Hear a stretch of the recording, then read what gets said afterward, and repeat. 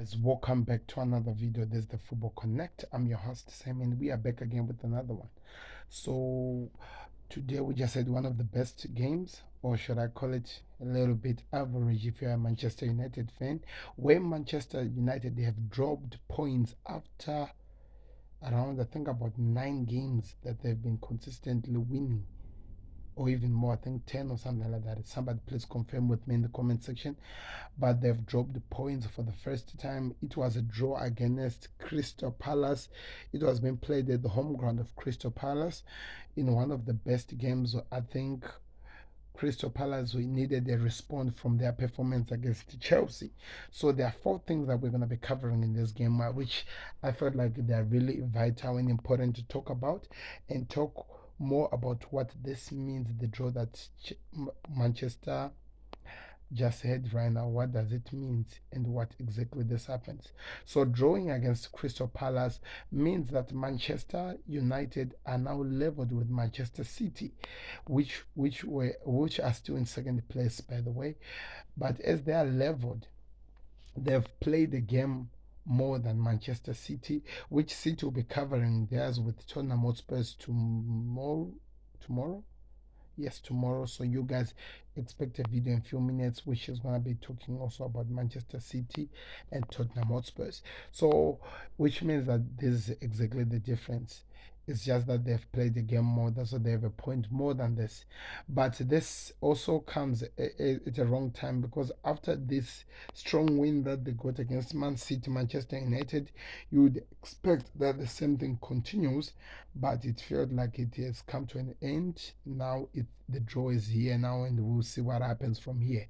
So this is the first thing that they've drawn, something that they didn't want, especially with the Crystal Palace, which was beaten by Chelsea in the last game.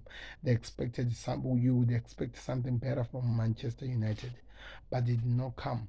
So the second thing that I feel like was really important in the game was Casamero. Before we got into the game, people were asking if Tenag was gonna play Casamero, especially if he because they need him in the game against Arsenal, which is gonna be played in the weekend. The reason why they needed Casemiro is because he has been amazing at holding, defending, like at his position as a midfielder, as a holding midfielder, stopping strikers from coming forward and causing problems. And especially when you're playing with teams that plays with a high press, i.e., a team like Manchester City.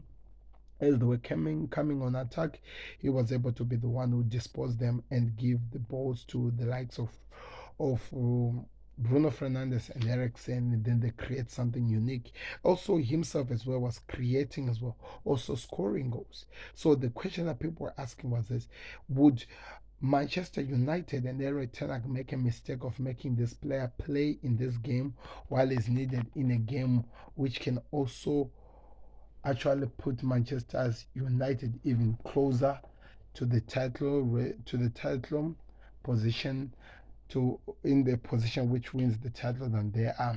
Because at this moment, as things stands, they are the same with Man City. So it means it's just 8 points 8 points away from us now. If they'd won this game, which means they have 2 points, it will be 6 points behind us now, but it's still 8 points at this moment.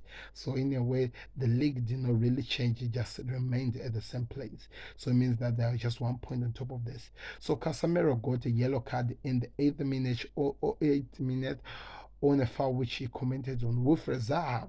And it's just that I didn't make a video about it. The people that I was with, I told them that Casamiro, he's gonna be lured by Zaha, which will end up making him, which cost him and give him a yellow card. And guess what? It has happened, which means Casemiro will not feature in the game against Arsenal. The point number three, which I feel like is really important, is talk about the dividend. Vegas, remember, was signed on a season long loan from Burnley. He was on another club, but he was from Burnley. And one thing that people were interested in seeing how he was going to fit in into this Manchester United squad. So I think if you're a Manchester United supporter or anybody, I think you can be impressed by the first game that Vegas played. The reason why I say you can be impressed is because you could see that he was really trying so hard. I think he just had one or two training time with the play team, but he was really trying by all means to push in the press. He was always trying to keep up with the same energy that different players have been keeping up for a long time. And also he was using his body to not only to bully people but also to carry a lot of players away from the point where the United midfielders and also strikers can shoot from, i.e., how this led to the Christian Eriksen pass to Bruno Fernandes, which led to the first goal. So yeah, you can talk about that and say that this was one of the most important things. And you move on to talk about Aaron Wan-Bissaka, which is my fourth point, which he has been filling out for the injured Diego Dalot.